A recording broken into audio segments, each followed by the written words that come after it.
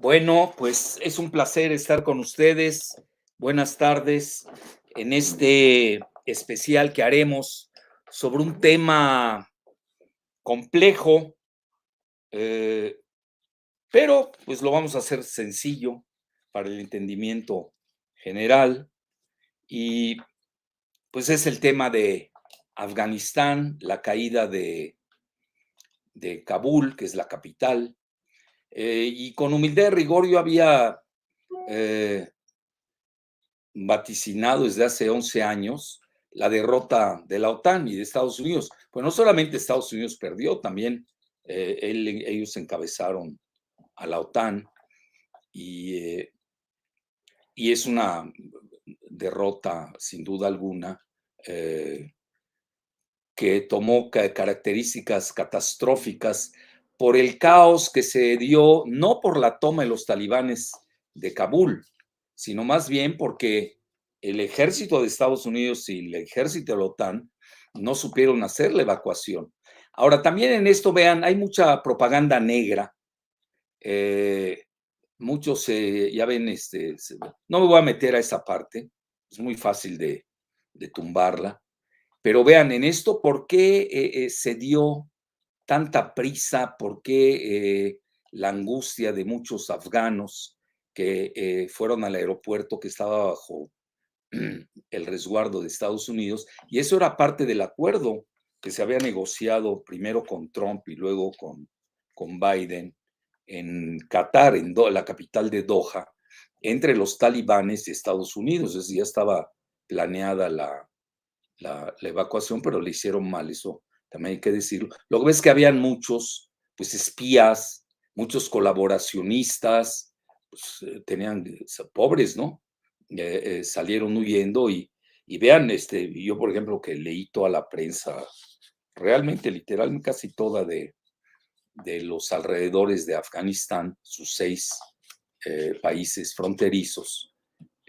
Irán, por ejemplo, ponía que Estados Unidos se preocupó más por sus perros que por bueno, eran perros adiestrados, ¿no? Lo que pasa es que aquí se cobran muchos sus venganzas, sus vendetas previas, y se preocupó más por los perros que por los afganos que los sirvieron, muchos traductores. Imaginen ustedes todo el staff de afganos que no sirvieron a los estadounidenses, a los británicos, a los alemanes, a los españoles, etcétera. Sí, todo lo que es la OTAN. Bueno, esa parte no me voy a meter, realmente no hace avanzar el análisis, es nada más estar eh, profiriendo invectivas. Pero yo sí me voy a lo que, a mi juicio, ¿por qué Afganistán? A ver, primero, siempre ha sido el cementerio de los imperios. Desde por ahí de los 330 antes de Cristo, con Alejandro el Magno, que ustedes saben, luego muere en el 300, sí, por ahí, por esa fecha, 336 creo, no sé, ya no me acuerdo, no sé, me muero por esa fecha, muere en Babilonia, que parece ser lo envenena su primera mujer, Roxana, se enceló de las 2 nuevas mujeres persas de, o, bueno, en ese momento babilonias, ¿no? Más que iraquíes, de Alejandro el Magno, etcétera.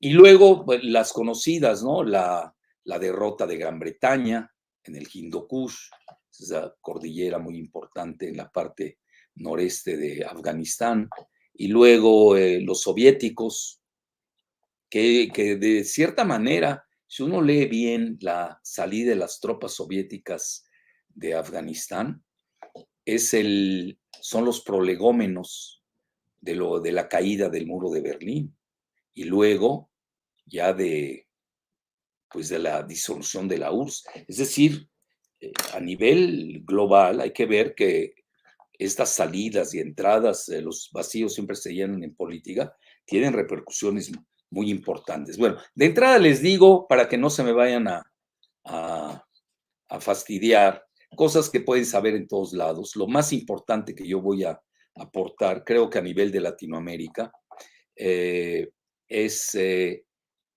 la riqueza enorme en minerales que tiene Afganistán. Y están en juego ahí 3 millones de dólares. En inglés, trillones, en anglosajón. 3 trillones, es casi 3 veces el Producto Interno Bruto de México. ¿Y en qué están?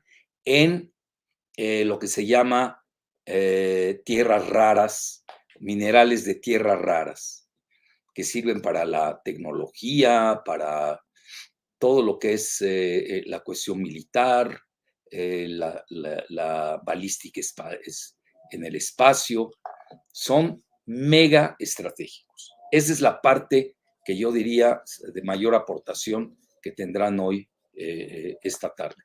Y no me voy a dedicar a moralizar, a mí no me gusta moralizar mucho porque, vean, para aquellos que me les gusta hacerlo, tiene que ser el moralista, tiene que ser casi un santo, tiene que ser ejemplar. Entonces, no puede ser que un inmoral se ponga a moralizar. Eso me mata de risa. Por ejemplo, ayer Giselita me dio una muy buena idea. Me decía, ahora están criticando que por qué los afganos pues no tienen las mismas usos y costumbres que sus conquistadores. Ustedes de la prensa occidental prácticamente dicen eso, ¿no? Y se les olvida, bueno, pues no conviene, es la parte de la propaganda negra que sirve para encubrir una catástrofe, para mí mucho peor que la de Saigón, mucho peor que la de Vietnam, porque aquí van a ver ustedes las reverberaciones que tienen, los efectos e impacto a nivel local, regional y global. No sucedió lo mismo cuando cayó Vietnam, porque luego pudieron rectificar Nixon y Kissinger y jalaron a China en contra de la URSS y ahí se durmió Nikita Khrushchev. Es todo un... Ahorita hay que ver, yo aquí no estoy viendo cuál va a ser el resguardo de Estados Unidos. Al revés, incluso se los adelanto, a finales de año, el 31 de diciembre, ya está anunciado el retiro de las tropas estadounidenses en Irak. Entonces ahí tienen otro vacío tremendo en la región euroasiática. Claro, ya se sabe, Estados Unidos lo está haciendo para ir a contener a China directamente, sobre todo en la región Indo-Pacífico y en la región del Mar del Sur de China y en Taiwán. Está muy clara la jugada, retira soldados en regiones que ya aparentemente no les sirven, o ha tenido el cálculo, pues también los estrategas se equivocan, y de ir a detener a este gigante imparable que hoy se llama China. Ahora, ¿a qué se debió? Vean, ¿dónde estuvo el error básico de la evacuación? Porque pues ya estaba casi arreglado de que los talibanes iban a tomar el poder, eso muchos lo vimos yo lo vi desde hace 4 meses, incluso lo escribí, pero a lo que quiero llegar es, ¿por qué tanto error? Ya incluso ahorita hay choques entre el ejército de Estados Unidos y los servicios de inteligencia. También hay dobles juegos. Acuérdense que Estados Unidos ahorita tiene serios problemas internos. Todo lo que es Biden contra Trump, los republicanos contra los demócratas. Es decir, y eso pues se aprovecha en el exterior y esas situaciones se reflejan pues obviamente en y lo que se llama la interoperabilidad, es un término muy técnico, entre la CIA que se equivocó, los militares, pues lo muestran. Se basaron en un cálculo peregrino, para que vean que también los servicios de inteligencia se equivocan. El Mossad, bueno, se equivocó de todas. Israel es uno de los grandes perdedores en Afganistán, con India y con Estados Unidos, ya para empezar a enumerar. Entonces, se equivocaron. ¿Por qué? Porque hacen cuentas alegres. Dijeron, los afganos que entrenamos, que son casi 360,000, incluso ya se maneja que 60,000 eran gorrones, así literalmente lo ponen, 300 de a de veras, pues, pero verdaderos combatientes, pues habían, yo creo que unos 70,000 a lo sumo, así ya bien entrenados, pertrechados, con armas de ensueño, libradas por Estados Unidos y la OTAN. Estamos a ver tanques de maravilla, y de aviones, helicópteros, etc. Frente a 60,000 talibanes rupestres que ahí andaban con su RPG y sus Kalashnikov, armas rusas, ya, pero que sirven mucho para las guerrillas, etcétera, etcétera. Y en 11 días tomaron todo Afganistán. Prácticamente todo, hay que matizar. Todavía hay una parte del norte, donde están asentados los tayikos, en lo que no, todavía hay algunas veleidades de resistencia. Ahorita ya hablaré al respecto. Entonces, esos cálculos, ¿por qué se equivocaron? Bueno, primero que nada, porque los conquistadores, en este caso Estados Unidos, que fue su conquista mayor después de 20 años, imagínense, 20 años, pues no conocen los usos y las costumbres de los países que dominan o que controlan, con armas de ensueño prodigiosas. Y luego, no solamente eso, sino que intentan imponer a fuerza, en una generación, dura 20 años, un modelo de vida para poblaciones que llevan en este jueguito de la civilización 2,500 o 3,000 años. Cuando Estados Unidos no existía, Estados Unidos es un país del siglo XVII. Acuérdense ustedes que los grandes asentamientos urbanos de Mohenjo-Daro, que se da en la parte del Valle del Indo, oh, son los primeros de la humanidad. Ahí están, es el Pakistán moderno. Y ellos no conocen eso. Ellos no saben qué quiere decir Kandahar. No lo conocen. Son muy ignorantes esos soldados.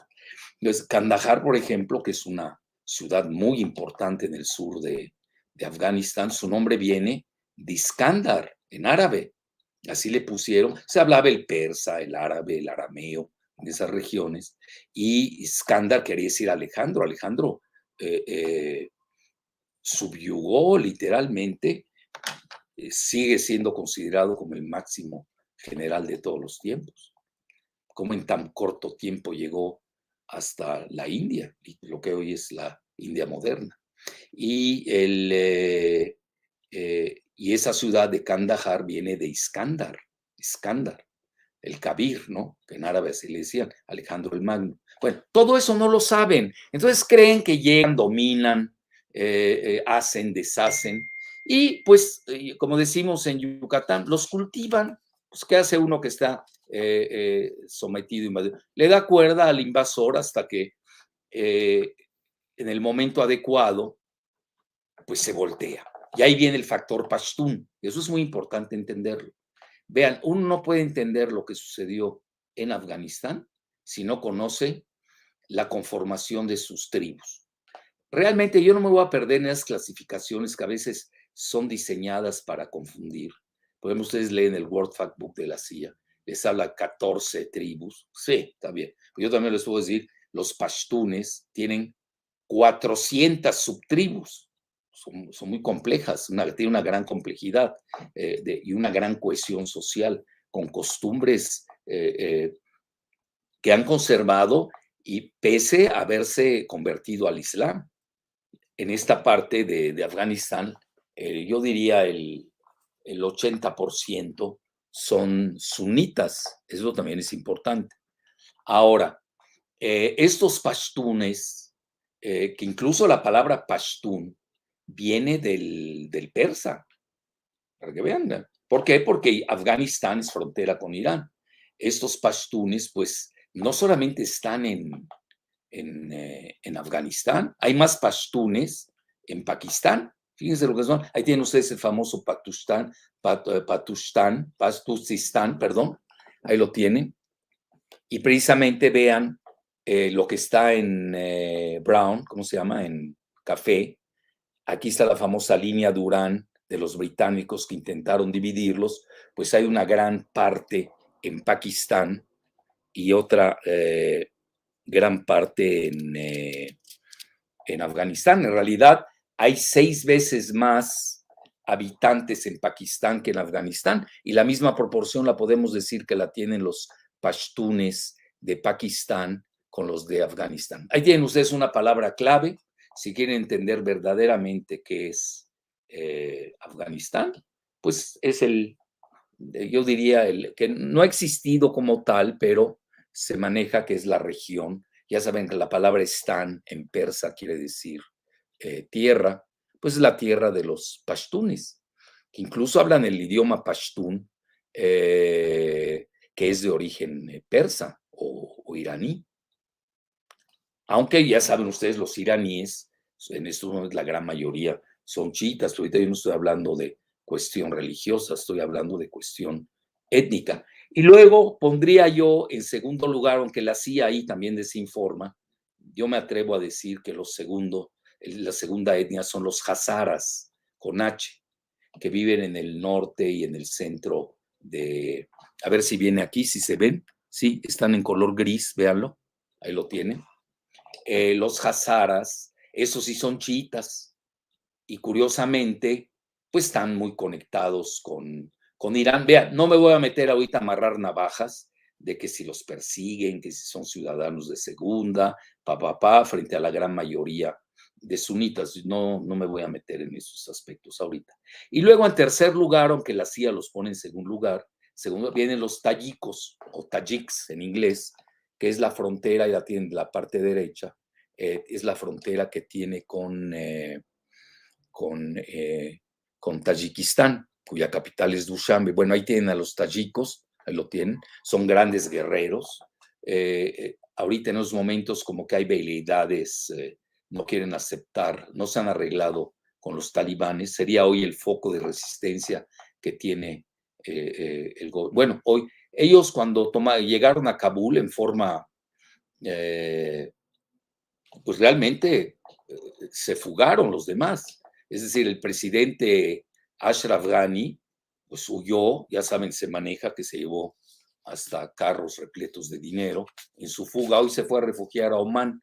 Ustedes saben, es uno de las petromonarquías que están en el Golfo Pérsico. Entonces vean cómo hay que conocer todo esto, conocer muy bien el subcontinente indio, Asia Central, lo que se llama el Gran Medio Oriente, el Golfo Pérsico, para poder entender qué pasó en Afganistán, que yo diría hoy es una zona de compactación geopolítica importante que va a tener reverberaciones en todas sus fronteras, ya vieron ustedes cuántas.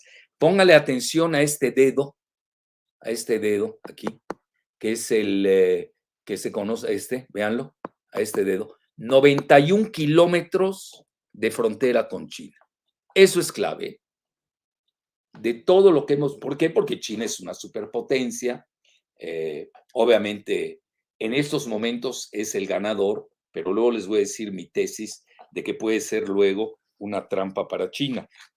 Lo que hoy se ve como derrota de Estados Unidos puede significar mañana una gran trampa tanto para China como para Rusia. Por eso Rusia ha estado, yo diría, muy prudente, porque además tiene muy buenas relaciones con las otras fronteras del norte de Afganistán, que son el mismo Tayikistán, Uzbekistán y Turkmenistán. Fíjense, yo tengo planeado desde hace 2 años y no he podido viajar pues por la pandemia y por el pasaporte de vacunas que exigen en ciertos lugares, a Uzbekistán, porque quiero conocer 2 lugares que no conozco. Uno se llama Bukhara, donde nace Avicena, el gran médico del siglo X o XI, también de origen persa, para que vean toda esa civilización persa cómo permeó en toda la región. Y luego tienen ahí en Uzbekistán, pues tienen otra ciudad que quiero conocer, que es Samarcanda, que era una maravilla en la Edad Media, también era paso de la ruta de la seda.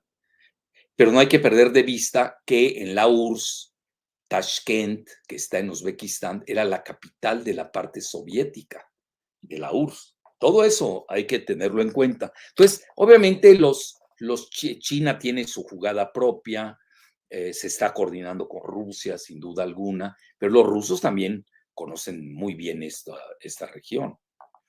Y luego podemos decir que hoy hay una gran coordinación entre ambos, entre Rusia y China, respecto a, al nuevo gobierno que se va a instalar en Afganistán y que rápidamente en una frase luego les digo más o menos cuál es la perspectiva. Entonces vean, la frontera, para mí la de 91 kilómetros de China es fundamental, también la de Pakistán, es casi las 2/3 partes que tiene México con Estados Unidos, y luego vean la importancia de Tayikistán, vendría en tercer lugar como frontera, luego Irán, ¿dónde está Irán? 921, y luego Turkmenistán y Uzbekistán. Entonces, sí pesa el factor de Tayikistán por tener el tercer, fíjense qué interesante, el tercer lugar de frontera con Afganistán, como la tercera etnia, aunque ya les dije, la CIA maneja, que es la segunda etnia. Yo no me compro esa estadística. Ahorita no quiero penetrar mucho en ese tema, ahí lo dejo. Bueno, ahí tienen ustedes, ya vieron las fronteras, las grandes ciudades fueron las que cayeron, cayó Herat, luego cayó Kandahar, era la que les hablaba, que en realidad su origen viene de Iskandar, de Alejandro el Magno, Alejandro en árabe quiere decir Iskandar, y luego vean Saransh, una ciudad importante que también es frontera con Irán, luego Jalalabad, Ghazni, que cayeron, pero Jalalabad es muy importante porque conecta Kabul, Jalalabad y luego con Peshawar. Peshawar es una ciudad muy importante en Pakistán. Entonces, no se puede perder de vista. Yo diría incluso que el gran vencedor es Pakistán. Ahora, no hay que perder de vista lo siguiente. Pakistán trae una gran alianza con China. Voy a hablar de eso casi al final. El famoso corredor económico de China, vean cómo baja. Ahí lo vamos a ver. Pasa por Pakistán, llega al puerto de Gwadar. Pero yo no dejaría que hoy recientemente se está manejando mucho un binomio que es Afganistán o AFG, diagonal PAC, PAK de Pakistán. En realidad es el Pashtun-Stan. Esa es la realidad. Por eso yo les decía, eso los estadounidenses les fue, no vieron estas jugadas, creyeron que ya el ejército entrenado y etcétera, etcétera, pues les iba a ser leal hasta el final, pues no, abandonaron, desertaron la mayoría y se fueron con los talibanes. Y los que no, pues ya huyeron o andan escondidos, no sé qué pasa con ellos. Pero la gran mayoría se rindió, hicieron alianzas, son tratativas muy dadas de la región. Acuérdense, ya me fui hasta el imperio aqueménida, luego con Alejandro el Magno, vean desde cuándo estamos hablando. Estados Unidos es un país reciente, igual los europeos. Quienes más conocen, lo tengo que reconocer, esa región de la parte europea son los británicos, sin duda, ¿no? Y por eso hacen sus travesuras, ¿no? Bueno, ya dicho esto, voy a pasar a la parte de cuál sería el impacto Yo les diría a nivel el impacto, primero que nada religioso. Están hablando de que hoy existen 1.800 millones de feligreses musulmanes en el mundo, de ese tamaño. Y están ubicados en 57 países. 56 de ellos pertenecen a la ONU, uno todavía no lo han reconocido, que es Palestina, pero pues pesa mucho. Va a tener reverberaciones. Hoy lo estaba hablando con un amigo mío, un banquero que conozco en Chipre, y le comentaba, mira, esto va a llegar las ondas de choque, sin duda van a llegar al Líbano, a Turquía, a Egipto, todo el norte de África, etcétera. Y ustedes saben, Chipre está dividida en dos, la parte turca y la parte griega, etcétera. Bueno, entonces les comento, primero que nada, ahí tienes, ahí creo una diapositiva sobre la Organización Islámica, ahí está, ahí la tienen, Organización de Cooperación Islámica, es la que engloba a 57 países y tienen 1.800 millones de feligreses. Ahí es la parte importante.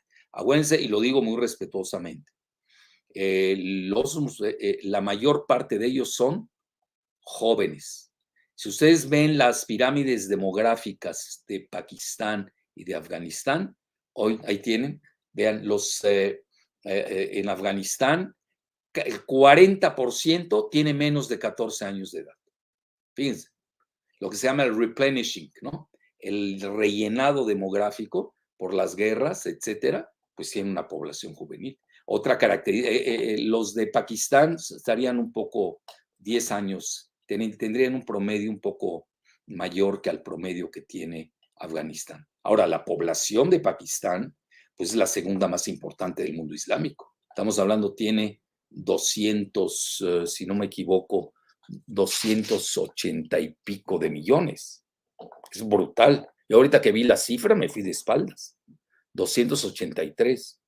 Porque la última vez que la había leído, creo que hace 10 años, andaban en 200. Pues cómo no, con esa base juvenil. Y además, lo digo respetuosamente, ustedes saben, los musulmanes son polígamos. Pues tienen varias mujeres, pues bueno, por eso los estrategas israelíes, cuando hablan de los mexicanos en Estados Unidos, los consideran como los nuevos palestinos, por la gran fertilidad. Bueno, siempre lo he manejado, ustedes ya lo conocen, quienes me han seguido.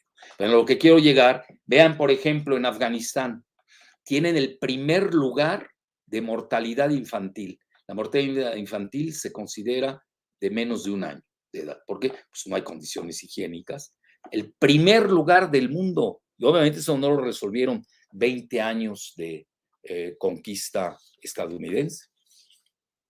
Entonces ahí tienen ustedes que esa parte hay que tomarla en cuenta. Entonces ya les dije a nivel local, que es Afganistán, veo la cuestión de los pashtunes, son los grandes vencedores, es la mayoría de la población. En segundo lugar pondría yo a los hazaras, que están muy ligados con los iraníes, más por la religión que nada. Y en tercer lugar, pues los tayikos parece ser andan ahí dubitativos si van a negociar o no con el nuevo Emirato Islámico de Afganistán, que creo que hoy cumplía su aniversario de independencia. Fíjense. Así que 4 días antes tuvieron su nueva independencia los talibanes, ¿no? Bueno, ahí tienen ustedes la parte esta de repercusiones. Una derrota de Estados Unidos ahí beneficia a China y a Rusia. No hay que ser genios para elucidar eso. Pero luego hay que ver las consecuencias a mediano y largo plazo. Y India no sale bien librada, pierde Israel, Irán, el gran vencedor obviamente es Pakistán, ya lo he repetido 6 veces, o 5 o 3. Israel también pierde, trae alianza con India contra Pakistán, etcétera. Y no me quiero meter al mundo árabe, que es muy complejo, no es hay 22 países árabes, ahí habría que ver la configuración. De entrada les puedo decir que Qatar salió ganando. ¿Y por qué Qatar? Porque Qatar, ustedes saben, está en el Golfo Pérsico, es una potencia gasera. La capital Doha, ahí se celebraron las negociaciones, primero entre Mike Pompeo, el secretario de Defensa y anterior, no, de Estado, y antes exdirector de la CIA de Estados Unidos, y luego ahora con el grupo del presidente Biden. Entonces, ahí tienen. Omán es a donde se fue a refugiar el expresidente. Ahí está Qatar aquí arriba, ¿no? Ahí está, ya lo vieron. Se los puso Giselita. Ahí está. Y les va bien, les va a ir bien a los cataríes. Pero hay que ver, ¿no? Que se asienten las olas, no me quiero precipitar. Ya irá saliendo ahí de los 22 países árabes con quién se van a formular, conjugar. Y ahí lo dejamos en esta parte de vencedores y perdedores. Turquía no le fue muy bien porque apostó mucho al gobierno de saliente o de puesto, como le quieran poner, pero ya se sabrán arreglar, ¿eh? Ahí hay un dicho en árabe que eh, los vencidos, cuando no los matan, bueno, no viene así, yo lo estoy traduciendo ad libitum, pues se doblegan ante el poderoso. Siempre ha sido la historia de la humanidad. Y el poderoso decide si los acepta o no. Esa es otra, ¿no? ¿Qué tanto me sirve o qué tanto no me sirve? Desgraciadamente ha sido la ecuación de las conquistas a lo largo de la historia. Bueno, ya visto esto, yo les diría que, bueno, Alemania hoy se dio cuenta que mandó un emisario especial en la noche de hoy, de allá a tiempo de esa región, para ya empezar a negociar con los talibanes. ¿Por qué? Acuérdense que Alemania tenía el segundo mayor número de efectivos de la OTAN en Afganistán. Y los alemanes se entienden muy bien, ¿no? Yo he estado leyendo mucho a la gente de Angela Merkel y lo ven muy bien. Ahora, esto los refugiados temen también que venga un oleaje de refugiados de Afganistán. Bueno, ya lo veremos, ¿no? Básicamente, yo lo que veo es la OTAN ha de estar preocupada de qué hacer con los colaboracionistas, que nos guste o no, pues ustedes saben, en ninguna guerra han tenido buen fin. Yo no sé si van a hacer sus juicios tipo Nuremberg allá en los talibanes, todavía no lo sabemos, ¿no? Pero naturalmente que el perdedor, sobre todo si fue colaboracionista de un conquistador, ustedes saben, no le va muy bien que se diga. Bueno, ya con esto que les acabo de plantear, nos vamos a ir a tres consideraciones. Ahora que estoy hablando de colaboracionistas, vean, había, aparte del ejército de Estados Unidos que estaba allá, con tropas de la OTAN, otros que no fueran de Estados Unidos, habían muchos contratistas, ojo, había ejército paralelo de mercenarios. A ver aquí, ¿cómo que dice? Vean, este es un artículo muy interesante. ¿De dónde salió Gisela? Ahí están haciendo el recuento. ¿Quiénes son cuántos contratistas muy intercomunicados hay en Irak y en Afganistán? ¿Sí? Entonces está pletórico de paramilitares, etcétera. Hay empresas de seguridad tipo la británica G4S, Blackwater, que luego se cambió el nombre a Academy, y destilaba tanto azufre que tuvieron que cambiarse de nuevo el nombre a XE o XE Services. Entonces se calcula el número, vean, en casi 6,000, con un incremento del 20% en los pasados 2 años. Entonces ahí tienen ustedes. Es Military Times, es muy interesante. Ahí les hablan de... Y ahora nos vamos a lo que yo considero la parte fundamental de la ponencia de ahora. Una es las tierras raras. Pues resulta, y esto lo acaba de publicar el día 17, hace 2 días, lo publicó. Bueno, ¿por qué dirán? ¿Por qué lo sé? Bueno, yo los rastreo, yo desde cuándo no sé lo de las tierras raras en Afganistán. Yo incluso saqué un blog, creo que hace años, sobre las tierras raras, cuáles son los elementos, cómo pesan, por qué China es líder en ese rubro. Ahí los tienen, vean, ahí está en mi blog, todas los minerales de tierras raras. Aquellos que lo quieran seguir, sáquenle una foto o ahí lo ven. Pero yo desde hace mucho vengo siguiendo lo de las tierras raras y naturalmente se sabía que Afganistán tiene asientos fuera de serie, aparte de oro, de esmeraldas, tiene litio, ojo, tienen litio ahí también, tienen oro, plata, cobre, pues por eso era tan preciada Afganistán. No crean que era nada más porque iban a salvar la libertad, que nunca la dieron. Es decir, un país conquistado no puede ser libre. Y luego, pues su cambio de régimen pues, fue un fracaso. No quiero abundar en eso. Vean, los chinos, Global Times de China sacó un infograma que es demoledor.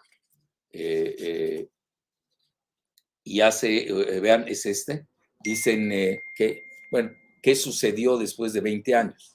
Y ahí lo ven ustedes. La pobreza se fue de 30 y pico por ciento al 70, el desempleo está en 50%, es un país que tiene el 90%, no se asusten, gana $2 al día. $2 al día. La mayor parte, el 90% de la población. Teniendo una riqueza fuera de serie. Hay aquellos que se quieran detener en el infograma, lo ven. Yo lo escribí en mi artículo en la jornada de este domingo, o de este miércoles, creo, de este miércoles. Ahí lo tengo. Entonces, sí, porque el domingo estaba cayendo todavía Kabul. Y entonces, bueno, ¿de qué tratan las tierras raras allá en Afganistán? Pues que valen 3 trillones de dólares, nada más. 3 veces el PIB de México, casi, ¿no? Un poco menos. Cuando los pobres afganos, que la palabra afgano quiere decir pashtún, ojo, hasta la palabra afgano significa pashtún. Entonces ahí tienen ustedes, hoy lo saca, me gustó más este artículo de CNBC, dice que China puede alinearse con los talibanes para intentar explotar los minerales de tierras raras en Afganistán. Está un artículo muy interesante, aquellos que lo quieran seguir. No me puedo detener más, porque ya vi que ya me pasé de tiempo. Quiero dar pie a preguntas y respuestas. Luego viene otro artículo que lo saca Forbes, no me gustó, muy sesgado, lo hace alguien muy cercano a Israel, bueno, con sus intereses. Entonces aquí dice, conforme Estados Unidos se retrotrae o se retira, China busca apoyar a los talibanes, sobre todo con inversiones en la minería afgana. Aquí es cuando el famoso Baradar, que es el segundo de a bordo de los talibanes, fue a visitar al canciller chino Wang Yi, ahí lo tienen. Esto fue hace, no me equivoco, fue hace, no sé, como 5 meses, 4 meses, por ahí. Bueno, los que hemos seguido. Bueno, ya para finalizar prácticamente, ya viene la parte interesante. Bueno, ya está la cuestión del AFPAC, el binomio Afganistán-Pakistán, pero China trae ya desde antes el proyecto, véanlo, China-Pakistan Economic Corridor, el corredor económico de China-Pakistán, que es realmente que va a formar parte con las tierras raras ahora, pues ahí vamos a tener toda la región del Pashtun-Están. Entonces vean de dónde viaja, baja de una ciudad, creo que es Kushar, ahí está, Kashi, en India, en China, y baja hasta el puerto de Gwadar, que es muy importante. Ahí lo tienen. Entonces, ustedes se dan cuenta, desde el punto de vista geoestratégico, China ya tiene a través de Pakistán y del puerto de Gwadar su salida al mar Arábigo. Ya no tiene que esperar a que lleguen las mercancías, salgan del Golfo Pérsico, atraviesan el estrecho de Malaca o el estrecho de Lombok en Indonesia. Bueno, el de Malaca está entre Malasia, Singapur e Indonesia, para que lleguen ahí toda la logística de las mercancías, sobre todo el petróleo. Gran parte del petróleo tiene que pasa por el estrecho de Malaca para llegar a 3 países del noreste asiático que son China, Corea y Japón. Entonces vean la importancia. Entonces conecten esta parte, regresa. Bueno, aquí vean que no se les pierda.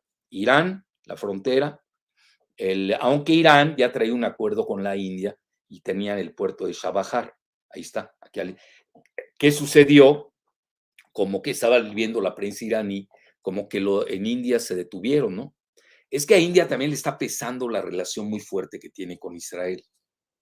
Entonces, esas consideraciones a veces detienen muchos proyectos, ¿no? Entonces, en resumen, hay que ligar que ya este corredor económico, esa es mi muy humilde hipótesis, de Pakistán y China, si partimos del concepto del Pashtun-Stán, pues estamos hablando ya de una federación económica de Afganistán con Pakistán. en nombre de las tierras raras de minerales. Es fascinante lo que les acabo de decir. Bueno, esto es mío, esto es muy original lo que les acabo de dar al final. Corredor, todo el mundo lo sabe, no era ningún secreto. Lo de las tierras raras también, no era ningún secreto. Pero ya este concepto que les manejé de fusionar el corredor económico de China con Pakistán, con el Pashtustán y las tierras raras de minerales de Afganistán, es decir, yo incluso puedo decir que se podría conformar esta federación geoeconómica de gran alcance y envergadura. Bueno, pues ya prácticamente para concluir, les pudiera decir lo siguiente, antes de que se me olvide. Incluso estoy preparando un ensayo que le voy a llamar que, bueno, pues la toma del poder en Kabul puede significar la primera toma del poder en la era de las tierras raras, de ese tamaño. Pero también les puedo decir que la invasión de Estados Unidos, la conquista de Estados Unidos, bueno, no conquistó, fue invasión. La conquista fue un desastre. Significó la tercera guerra del opio, muy al estilo de los anglosajones. Acuérdense que Gran Bretaña libró 2 guerras del opio contra China, una de 1939 al 40 y pico y otra de 1800 y pico al 4 años, a los 60, 56 al 60. Se los digo de memoria y que me corrijan. Esas 2 guerras del opio, que es donde someten a China y le quitan territorios tipo Hong Kong. Estados Unidos estaba librando con Gran Bretaña y la OTAN la tercera guerra del opio. Y vean, cuando derrocan a los talibanes con motivo o excusa o justificación o pretexto, como le quieran poner, no me voy a meter ese tema, del derrumbe de 2 torres gemelas que al final resultaron 3 porque en la tarde se cayó otra. Esa fue inmediatamente después de septiembre, en octubre, vino la invasión de Baby Bush. Entonces, no es de Biden nada más el desastre en Irán, en Afganistán. Fue de Baby Bush, con Cheney, con Rumsfeld, que ya falleció. Fue de Obama.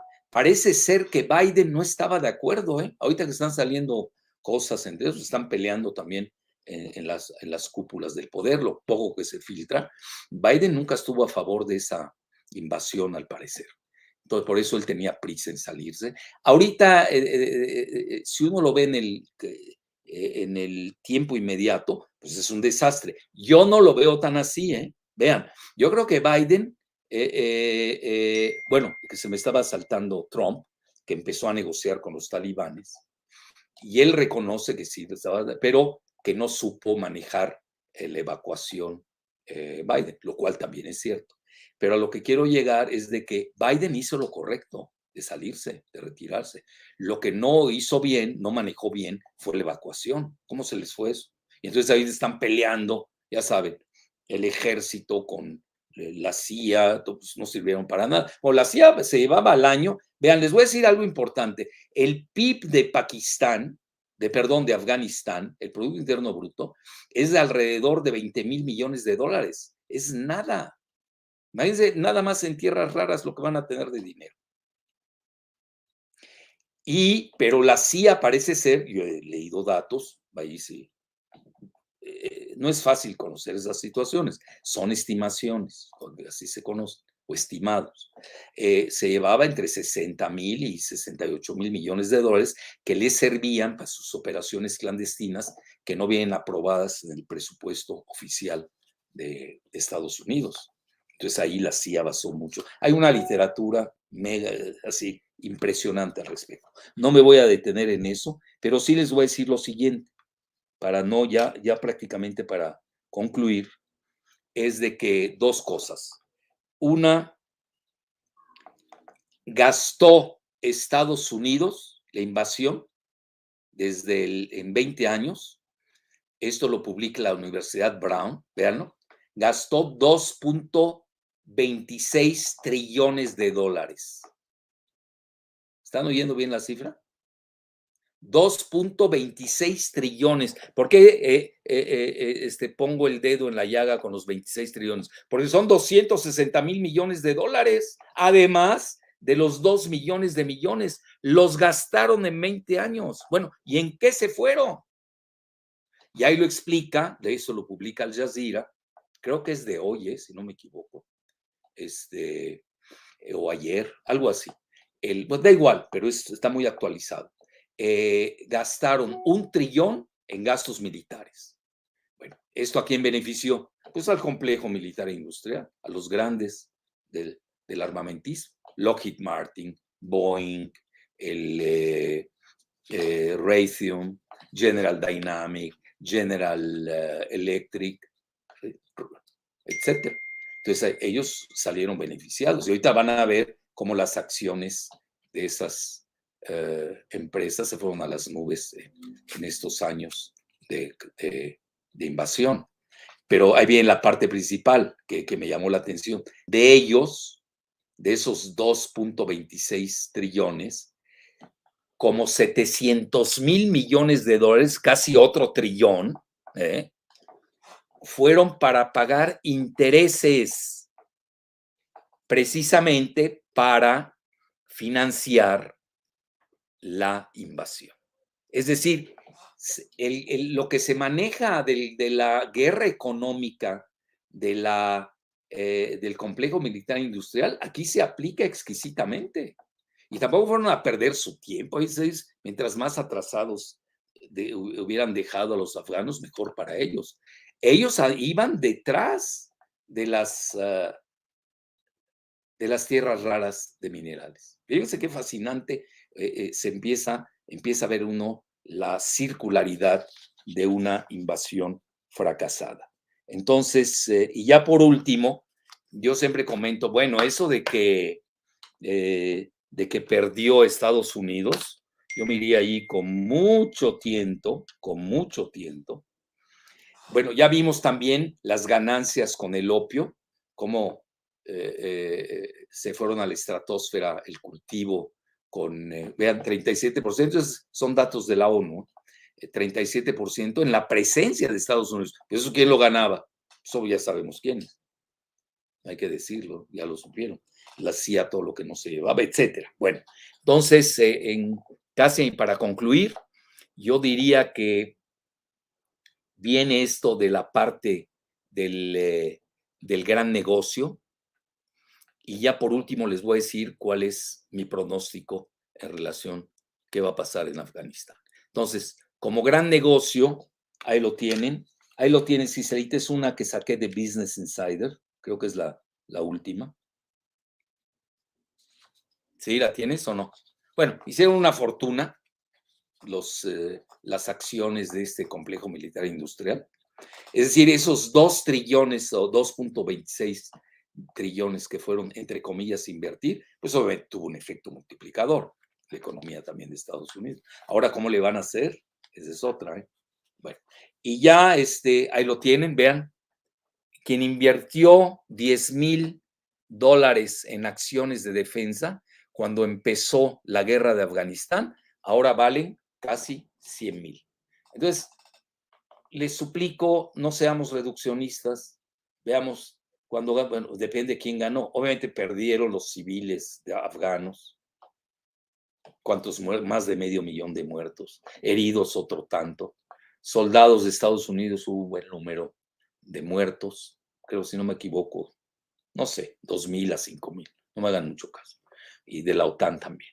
Entonces, eso lo podemos verificar.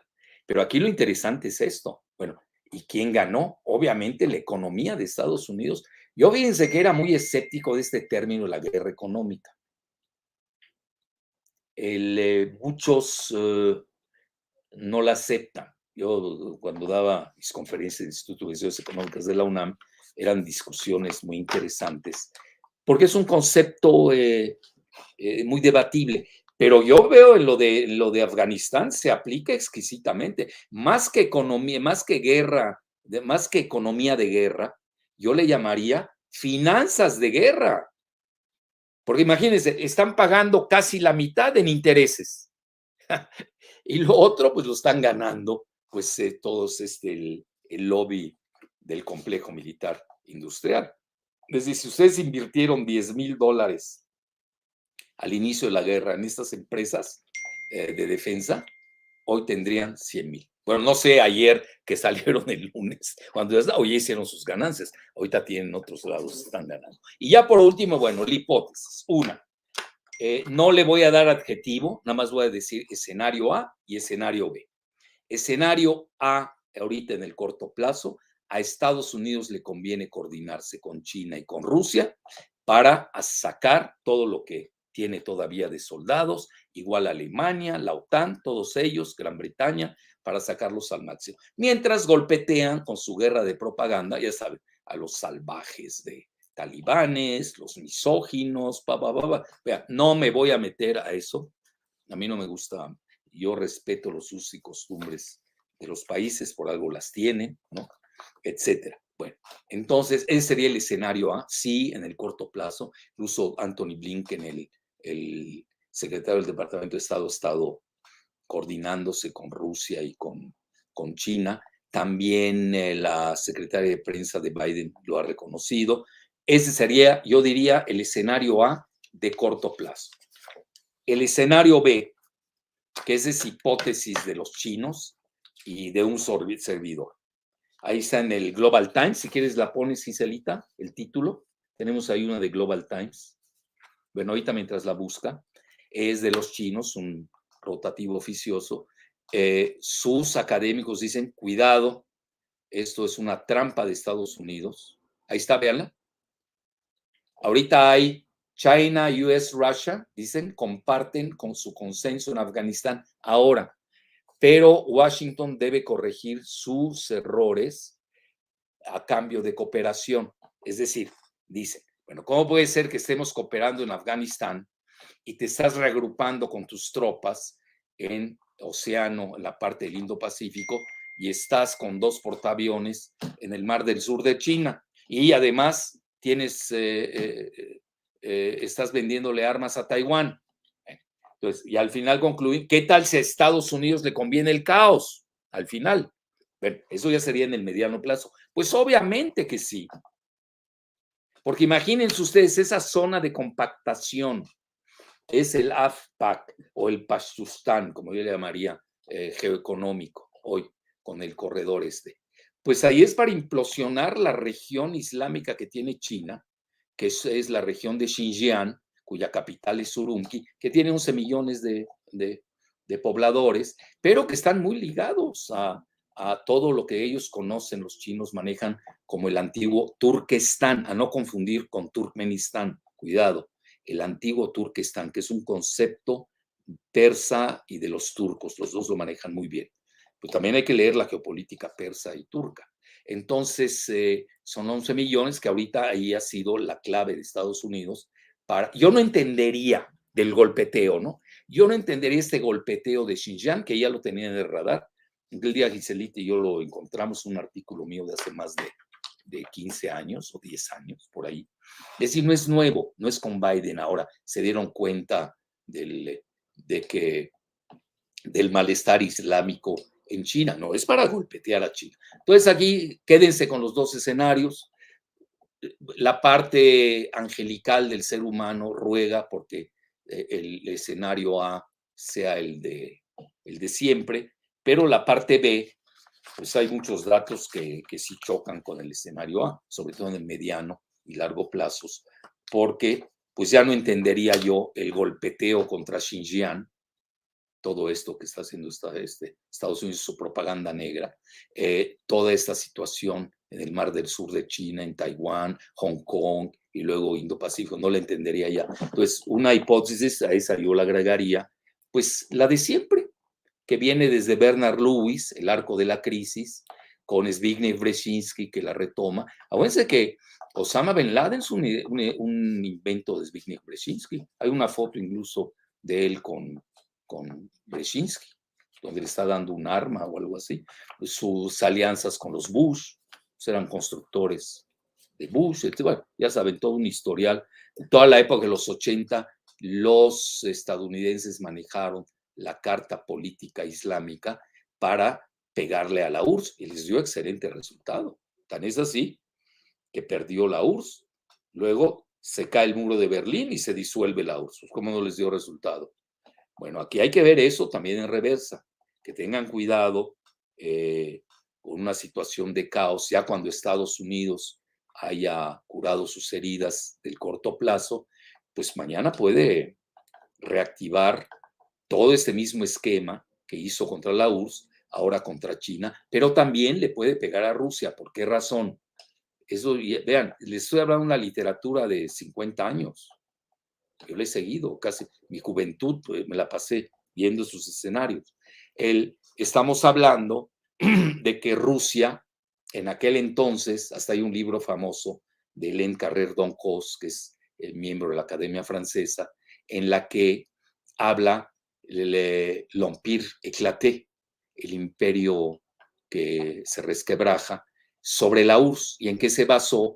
En una cuestión demográfica, en que el 20% de la población de la URSS, no estoy hablando de Rusia, todavía es extensivo a Rusia hoy también, pero eso ya es más interno, que tenía las repúblicas soviéticas, vean la mayoría de los estanes, las tierras de Centro Asia, pues igual, poblaciones juveniles, poligámicas, frente a la población eslava blanca de los rusos ortodoxos, pues iban a ser mayoría, nada más por la curva demográfica. Y ahora se puede repetir, hoy el 20% de Rusia son musulmanes. Vean, yo leo todas las literaturas, las tengo que contrastar. Hay prelados rusos ortodoxos que hablan que Rusia puede desaparecer en el año 2050 si no toman conciencia del incremento poblacional de los musulmanes en la misma Rusia. Entonces hay que tener mucho cuidado. Vean, Biden no hay que subestimarlo. Yo lo vengo siguiendo desde hace mucho. Él en una ocasión comentó, sabe mucho de demografía, más de lo que se imagina. Comentó en una ocasión que ellos le iban a ganar a Rusia por el lado demográfico. Es decir, que Rusia iba a estar disminuyendo su población. Imagínense una población, no sé, anda en 170 millones, creo, de habitantes, en una extensión territorial de 18 millones de kilómetros cuadrados. País más grande del planeta. El doble respectivamente de Canadá, de Estados Unidos y de China. Pues todo eso hay que tomarlo en cuenta. Entonces, deseamos, anhelamos que el escenario A, pero yo como vivo en la Tierra y he leído historia, pero la he leído desde Adán y Eva, y ya no se diga las civilizaciones de esas regiones, pues tengo que estar muy atento al escenario B. Bueno, un placer. Vengan preguntas y respuestas. Me eché una hora, qué bárbaro, estoy asustado. Escoge 5 preguntas porque ya me cansé aquí entre nos. Llevo 3 días hablando demasiado. Así que también la garganta pide reposo. A ver, Gisela. Sí, hoy hay muchas preguntas. Una de las más recurrentes la puede englobar en la siguiente. Doctor Jalife, ¿cree que quizá Estados Unidos generó todo este caos a propósito para dar problemas desestabilizadores en Asia Central a Rusia y China, recordando que por esta zona pasa la nueva ruta de la seda? Hay que tenerlo, vean, no quiero ser categórico porque no tengo datos duros. Ese es el escenario B. Obviamente, pues están desestabilizando toda la región de la ruta de la seda. Y si realmente hay una colisión entre China y Estados Unidos, pues ¿qué haces ahí, no? ¿Qué hace Estados Unidos ahí? Ya se va a la directa mientras crea caos en su abandono. Otra. Sí, siguiente pregunta. Lo sucedido en Afganistán puede ser un presagio de un ataque a Taiwán para contener a China. A ver, no lo entendí. No, Los serían Afganistán. lo que están manejando los chinos y los rusos, que ahora tienen que aprovechar el corto plazo, porque en el mediano y largo plazo, pues hay que ver qué pasa con Estados Unidos, ¿no? Acuérdense que Estados Unidos tiene problemas internos muy serios. Ahí también hay que hacer subescenarios en el mediano y largo plazo. ¿Seguirá Estados Unidos fuerte como antes? ¿Disminuye? ¿Cómo queda la contienda interna? ¿Pierde Biden, el Partido Demócrata, las elecciones el año entrante frente a los republicanos? Hay muchas ecuaciones que hacer. ¿Cómo va a seguir la economía de Estados Unidos? ¿Tienen que pagar estas deudas de Afganistán? ¿No se llevaron las tierras raras? Todo eso hay que hacerlo. Es más complejo que eso. Lo que sí les puedo decir es de que leyendo la prensa china, le están diciendo a Taiwán, vean cómo Estados Unidos abandonó Afganistán, la tiró debajo del autobús. Entonces, no se confíen, no los van a defender. Eso es interesante. Ahora, del lado de Rusia, hoy lo leen en la prensa rusa, le dicen a los de Ucrania, no se confíen en que Estados Unidos va a ir a defenderlos. Y ya vimos cómo con el asunto del Nord Stream 2, pues Estados Unidos arrojó debajo del autobús a Ucrania y se lo dio a Alemania. Indirectamente también a Rusia, pues el Nord Stream 2 es un proyecto de Rusia y de Alemania. Entonces, hay que tener todo eso. La realidad, esos son los datos duros y crudos. Taiwán, yo si fuera taiwanés estaría temblando de un apoyo de Estados Unidos. A ver, ¿para qué se va Estados Unidos una guerra contra China? Taiwán. No creo que la gane. Ahí están cerca los chinos. Ahora, hay mucho bluff en estos juegos de guerra. Yo les hablo de juegos de guerra de los mismos Estados Unidos. Ellos hablan de una guerra así, no les va bien. No son míos, yo no me dedico a hacer juegos de guerra. Pero sí los leo. Y los leo y además son de Rand Corporation. Se los leo a cualquier papanatas. Bueno, ok, otra. Dos más y ya. A ver qué me están poniendo ahí. Qué gusto. Más de 11,000 Halifers. ¿Dónde está eso? No lo entendí. Los que están Me viendo la traduces mis cosas, transmisión. Gisela. Ujú. ¿Qué? Los que están viendo la transmisión. Ah, qué bueno. Y esta hora y el jueves. Ujú. Está bien. Mencionan ya una pregunta a nivel un poco más regional. ¿Qué consecuencias tendría un gobierno talibán suní de Afganistán con Irán, que es chiita? Nada, porque el acuerdo ahí es geopolítico. No, obviamente sí han habido disidencias religiosas, pero en este momento hay coordinación, ¿eh? Es más, los iraníes bajo el agua apoyaban a los talibanes. ¿Por qué? Porque se trataba de debilitar a Estados Unidos. Entonces ahí yo no veo mayor, al revés. Yo pondría en segundo rango de ganadores a Irán, porque esto debilita a Estados Unidos y obliga a Estados Unidos a negociar más pronto y en términos menos drásticos con Irán, todo este acuerdo del contencioso nuclear. Sí, van a haber muchas reverberaciones, ¿eh? Vean, hasta en Latinoamérica, quienes sepan leer lo que pasó en Afganistán. Alguien me va a decir, ¿por qué? Porque van a ver que no es el mismo Estados Unidos conquistando Irán, perdón, se me fue el lapsus, conquistando Afganistán y Irak hace 20 años, ahora sí que como los tres moscateros, ¿no? 20 años después, ya no es el mismo Estados Unidos. Vean ustedes el Estados Unidos del 2001. Claro, le pega lo de las Torres Gemelas, que es todo un historial ahí detrás, no me quiero meter, pero hoy, 20 años después, no es el mismo Estados Unidos. Ya Rusia es la primera superpotencia militar en materia hipersónica. China es la primera superpotencia geoeconómica global en materia, si se mide el Producto Interno Bruto en poder adquisitivo, en Power Purchase Parity. Entonces, dice con cuidado. Y ya la última, Gisela.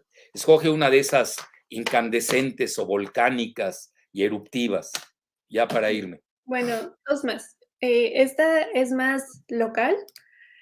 Preguntan, Doctor Jalife, ¿considera que el actual movimiento talibán es mucho más heterogéneo que el que gobernó por primera vez en Afganistán entre los años 1996 y 2001? ¿O qué se diferencia o si son muy similares estos dos movimientos? No, han variado. Mira, hoy se está hablando Talibán 1 y Talibán 2, ¿no? Es otra generación, ya pasaron. Vean, aquí lo interesante va a ser que los talibanes gobernando y en conectividad, estoy usando un término muy preciso, conectividad, porque es tecnológica, con los chinos,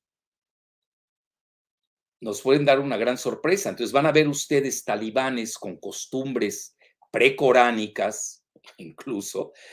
Por ejemplo, ellos tienen tienen dos propiedades los talibán, los pashtunes, más que los talibán, que la mayoría son pashtunes. Tienen lo que se llama el Pashtun Wili, el código de honor de los pashtunes, que es anterior a los coránicos. Interesante, ¿eh? Bueno. Y luego tienen una asamblea propia de consenso que se llama el Loya Jirga, Loya, Jirga, Jirga. Es decir, se toma por consenso de todas las tribus. Están hablando, no es broma, subtribus 400 y se respetan muchísimo entre ellos. Hay que entender bien esa estructura. No estoy diciendo es una Oaxaca en Afganistán, tampoco en lo que sí, pero si uno entiende bien Oaxaca, entiende bien a los tzotziles y tzabales de Chiapas, hay algo de eso, ya para que más o menos me sigan. Entonces, a lo que quiero llegar, primordial, se va a dar algo inédito, porque vean, desgraciadamente en Latinoamérica no le ha ido bien con la doctrina Monroe. Es una realidad. No ha habido transferencia de tecnología. No estoy ahorita diciendo que estoy a favor de algo o en contra de otro. China, con el ASEAN, con los 10 países del sudeste asiático, sí les ha dado transferencia de tecnología. Y hoy los talibanes tampoco son tontos, muchos de ellos son letrados de primer nivel, visten porque así les gusta. Bueno, igual en Tayikistán, vayan a Tayikistán y vean cómo están vestidos. Entonces, todos tienen sus costumbres, hay que respetarlas. Entonces, podemos tener algo muy interesante. Yo diría una disociación entre usos y costumbres, gobernanza, la manera en que gobiernan en Afganistán, con la cooperación geoeconómica que le interesa a China y pues ahí, quieras o no, pues tienes que entrar a la tecnología y a cierto tipo de transferencia de tecnología. Es interesante eso. Ahora vean, por ejemplo, ahorita, ¿qué se está dando? Ya con esto cierro. Rusia está buscando un gobierno más incluyente, que ya se empezó a dar, de hecho. Si no me equivoco, ayer o antier, el anterior presidente Hamid Karzai, que lo puso Baby Bush, por cierto, es afgano, Pashtun. Interesante, Pashtun, ojo, vean cuántas veces les he dicho la palabra Pashtun. Ya ni deberíamos decir afgano, hay que decir Pashtun. Claro, no son, se van a molestar mis amigos hazaras y tayikos, pero lo estoy diciendo más en términos geopolíticos, de peso específico adentro en Afganistán y en estos momentos con la correlación de fuerza que se da con los talibanes. Y van a ver que también acudió Abdallah, que era del anterior, el que era de la reconciliación del gobierno depuesto y los talibanes. Entonces, como que se está conformando un gobierno que puede ser de coalición. Vamos a ver en qué llegan, cómo van las negociaciones. Los talibanes se están mostrando en esta fase que son pragmáticos. Y los chinos son más pragmáticos todavía. Los chinos no se meten como Estados Unidos. No estoy haciendo publicidad, estoy dando datos duros. Que si es bueno, que si es malo, que si es demócrata, que si es autoritario. Ellos no van con esa mentalidad, ellos se llevan con quien sea con tal de hacer sus negocios geoeconómicos. La mejor prueba era que mientras Rusia tenía problemas con Ucrania, China mantuvo sus relaciones con Ucrania. Así de fácil. Y eso lo podemos ver en varias partes del mundo. Ellos son pragmáticos. Se llevan con Israel muy bien, se llevan con Arabia Saudita, se llevan con Turquía, se llevan con China, no se meten, perdón, con Irán. No se meten, son pragmáticos, ellos van a lo geoeconómico. Traigo tantas inversiones, tengo esos proyectos de infraestructura, si quieren los hacemos. A Afganistán le falta infraestructura, pues imagínense, lleva en guerra 40 años, si no me equivoco, desde los 80. Pero la guerrilla, los mujahidines, son invento, y ahí están los libros de Zbigniew Brzezinski, bajo el modelo, acuérdense, Zbigniew Brzezinski fue el asesor de seguridad nacional de Carter y luego íntimo de Obama. Era el geoestratega de los demócratas. En aplicación de los teoremas del israelí estadounidense Bernard Lewis. Lewis escribe Lewis. Bueno, pues listo. Les agradezco mucho a los 12,000 que estuvieron con nosotros. Una pregunta más. A ver, venga. La última, justo porque le están mencionando mucho. Bueno, te la voy a englobar en dos. Preguntan, ¿este fracaso de Biden ayudará para que Trump reviva para las siguientes elecciones? Y preguntan también, con la salida de estas tropas de Afganistán, ¿a dónde se van o qué política exterior se va a dirigir Estados Unidos? ¿Dónde se van a ir Muy todos bien. esos? Mira, la última que es más fácil, eso se llama redeployment, un redespliegue. Se salen de Afganistán, salen de Irak fin de año y se redespliegan a la región Indo-Pacífico y en el Mar del Sur de Chile. Hay que ver a ver qué territorios los aceptan, pero ahí es donde viene el redespliegue.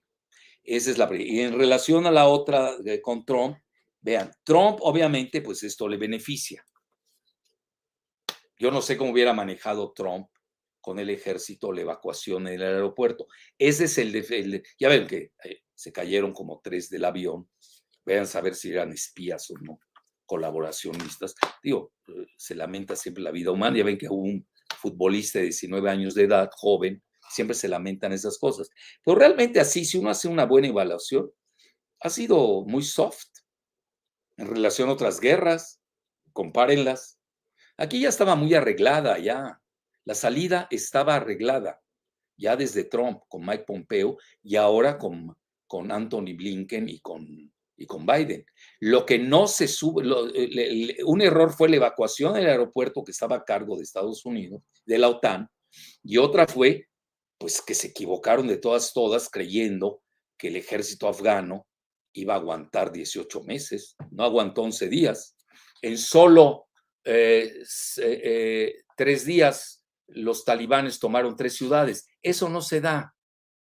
Ahí se hablan de tratativas bajo la mesa, muy propio de los pashtunes. Hay que conocer bien la región. Entonces ahí es donde realmente... Ahora, ¿qué lo va a aprovechar Biden?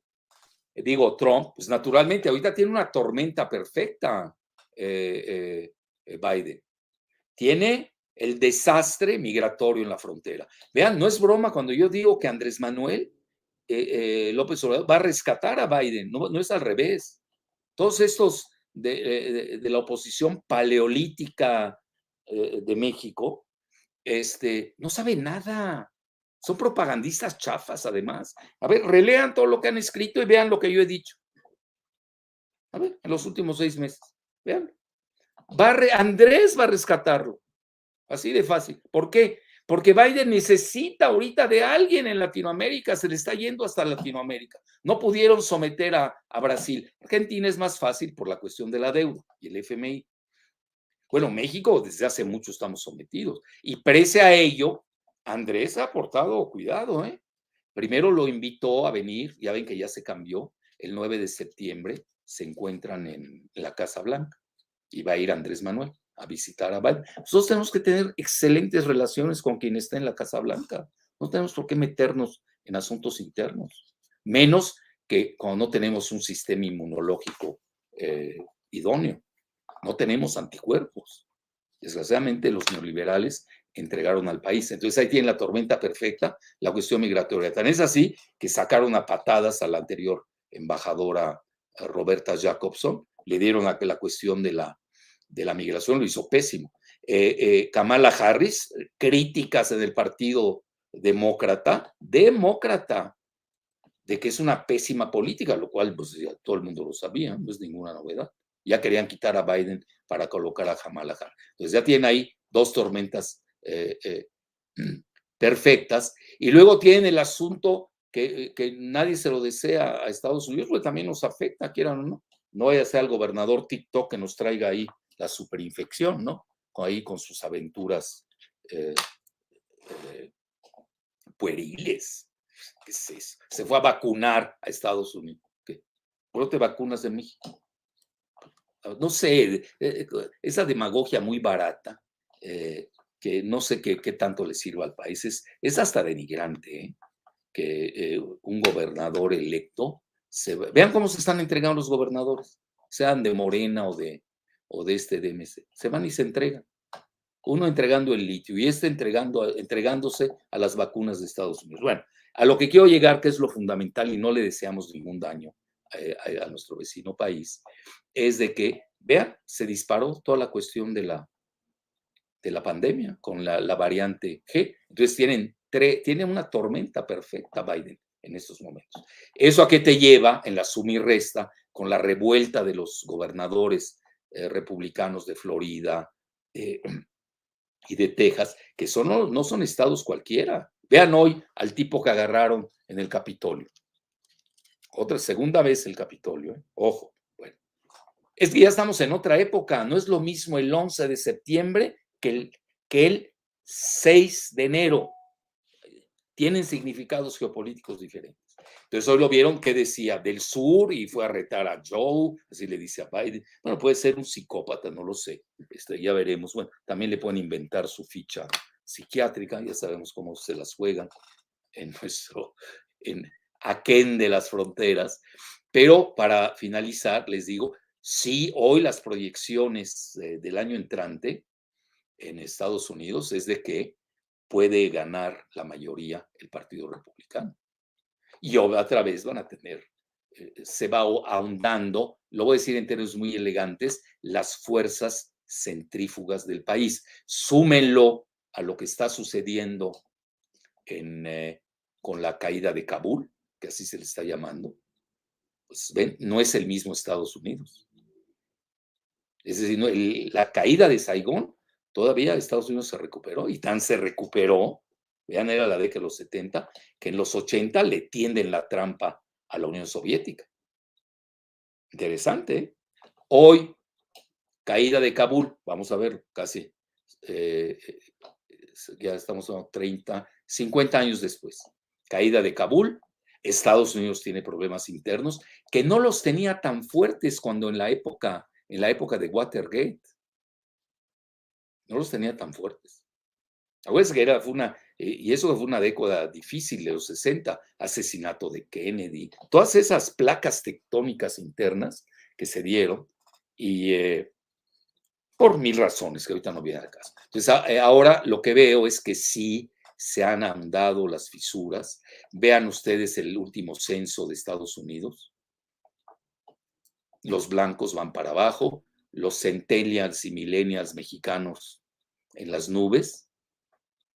Y obviamente vamos a ver en estas placas tectónicas qué reverberaciones van a tener en todos los rincones del planeta, ¿eh? No hay que equivocarse, en todos, no hay rincón que se salve. Bueno, hasta la próxima, fue un placer. Gracias, Iselita.